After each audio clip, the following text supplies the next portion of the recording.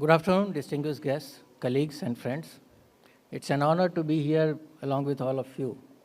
So I see lots of empty chairs, people moving around and going for lunch and all, I believe. Lunch is not started yet. But anyways, when I entered here, lots of greenery, the plants and the theme green and green returns. Looks good. So climate is no longer a sector. It is a backdrop of economic planning, financial stability, and national competitiveness. Extreme heat, volatile monsoon, floods, and supply chain shocks now directly influence GDP growth, inflation, farm incomes, and industrial output. Today, we stand at the threshold of a new climate economy, one that demands not only decarbonization, but also resilience and adaptation to safeguard communities and industries. As the world's most populous democracy and a rising economic powerhouse, India's climate journey is not just a national imperative, it is a global necessity. India's climate commitments are among the most ambitious in the developing world. Our nationally determined contributions, reaffirmed under the Paris Agreement, includes achieving net zero emission by 2070, reducing emissions targets intensity by 45% by 2030, and ensuring that 50% of our electricity capacity comes from non-fossil fuel sources. These targets are not just aspirational, they are essential for India's growth and global competitiveness. But ambitions must be matched with action. This is where large asset managers, with their unparalleled financial muscle and strategic oversight, along with the government through its policy mechanism, they can play a transformative role. Government programs such as PM Surya Ghar, Muft Bijli Yojana, with an investment of 75,000 crore rupees to solarize 1 crore households by 2027, the Green Credit Program, incentivizing voluntary environmental actions, and the FAME2 scheme with 11,500 rupees crore outlay for electric mobility. These are generating strong demand signals and accelerating climate-positive investments.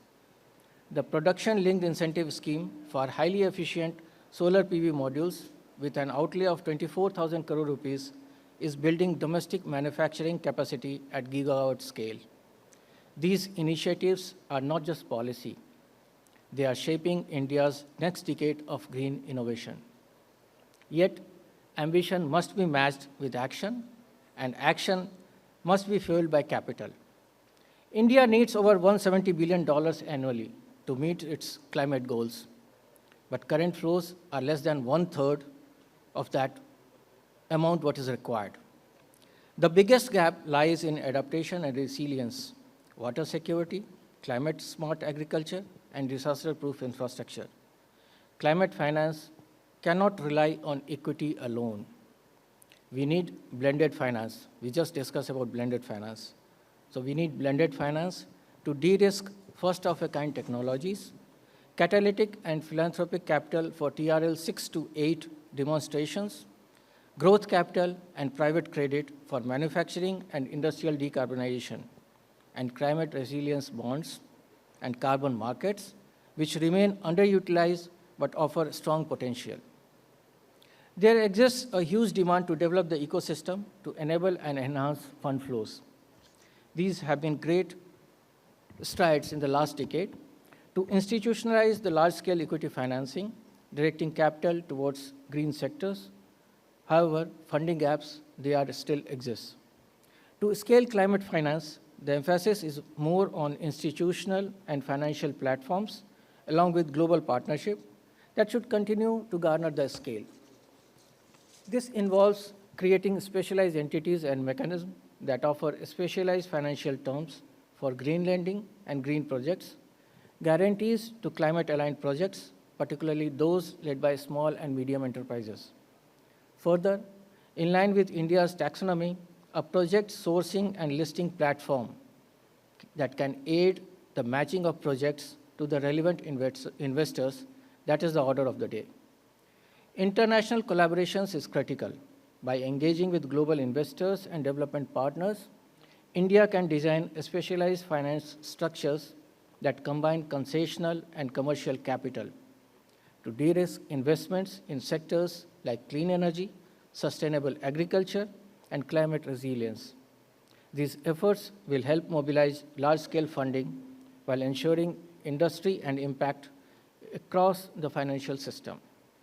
As India's largest bank, SBI recognizes its pivotal role in steering the country towards sustainable development. The bank has significantly enhanced its investment in green sectors such as e-mobility, green hydrogen, and renewable energy with an emphasis on solar, wind, and battery storage projects. SBI has set an ambitious target to achieve a green portfolio of at least 7.5% of its domestic gross advances by 2030. To achieve this, the bank has developed a comprehensive roadmap with year-wise targets and a parallel roadmap for emission reduction to achieve carbon neutrality in its internal operation by 2030. Recognizing the complexity of new age sector, SBI is establishing a center of excellence dedicated to transition finance and adaptation finance, reinforcing its leadership in climate finance. SBI, through its subsidiary SBI Ventures, has supported funds and companies throughout India, including those with a specific focus on climate and social impact investments. SVL today operates in the alternative asset management business through two distinct vehicles, two structures. The first is a fund-of-fund vehicle that deploys equity through active government support and assists early and growth stage SMEs working towards addressing social, climate, and environmental challenges. The second is through direct investment funds, which provide equity support to companies dedicated to making climate and social impacts. Our direct vehicle NEEP funds are strategically focused on addressing climate challenges by investing in SMEs and startups that offer scale, climate-positive solutions. The NEEP funds, as you all are aware, have been at the forefront of climate investing in the country, be in climate infra through first fund, expanding in climate innovation through the second fund, and now encompassing cutting edge and frontier tech in climate. The first fund was launched in 2015 as a government-to-government initiative under the India-UK partnership. It set the foundation for investment into climate and social impact SMEs. The fund supported 10 investments and created significant impact on the ground. The second fund was launched in 2021 with a greater number of foreign investors. It is dedicated to addressing the climate and sustainability investing gap, thereby building a climate finance platform for scale. Our future forward vision to work towards a planet that is a lot more sustainable and inclusive for all is substantiated by our outcome of impacting 5.3 million lives. Our climate strategy targets key sectors such as clean energy, electric mobility, industrial decarbonization, sustainable agriculture, water management, and circular economy initiatives. By embedding environmental, social, and governance principles throughout the investment process and leveraging impact measurement frameworks, the funds ensure that the capital drives measurable impact outcomes.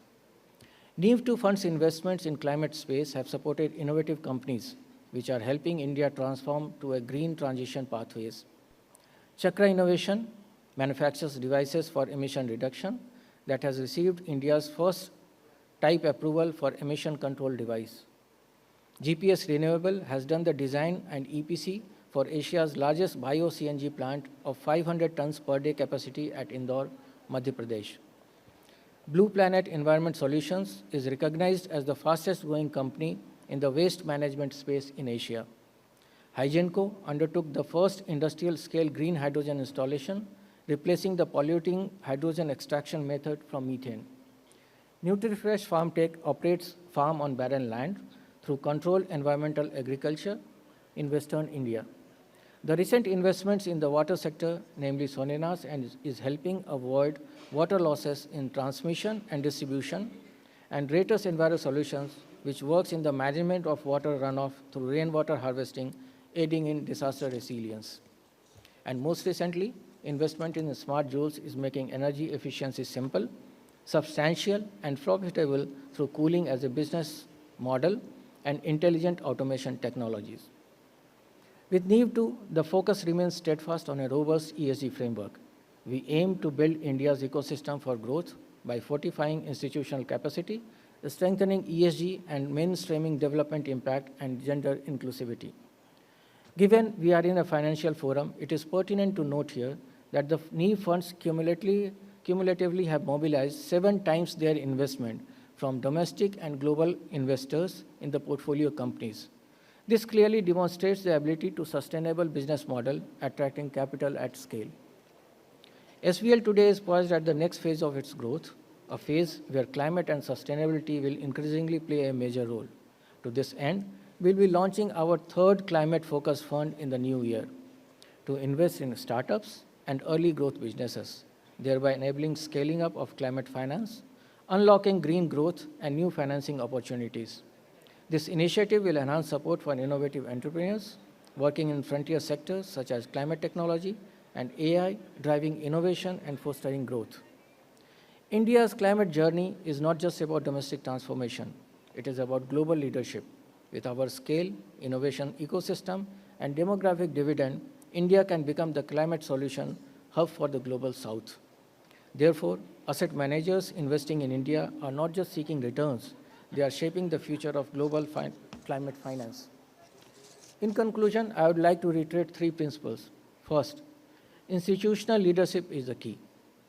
Funds and asset managers must go beyond compliance to drive India's climate transition, mobilizing capital and driving innovation across sectors. Second, ecosystem building for inclusive growth, strengthening institutions and institutional frameworks, supporting SMEs, and scaling climate-positive investment will ensure that climate and transition finance reaches the last mile and delivers measurable impact. Identifying the right climate solutions for India. As per Invest India, over the past 5 years, 120 climate tech startups raised over 200 funding rounds from 272 unique investors in India.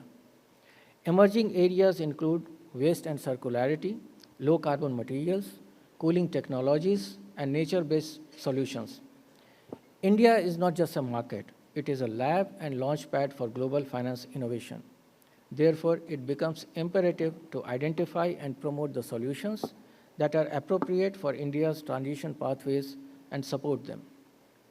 The new climate economy is not a distant vision, it is here. By funding adaptation, resilience, and low-carbon industries, we are creating values, jobs, and future-proof economy. If we get this right, India will not only meet its climate goals, we will define what climate innovation looks like for the entire global south. Financing India's climate future is not a solitary endeavor. It is a collective mission. Funds, asset managers, and institutions like SBI are not just financiers. They are architects of the future. Their capital, when aligned with purpose, can unlock a new era of green growth, inclusive development, and global impact. Let us move forward with courage, clarity, and collaboration. Let us invest not just in progress, but in possibilities. Not just in returns, but in resilience. Not just in growth, but in a greener, fairer, and more sustainable India. Thank you.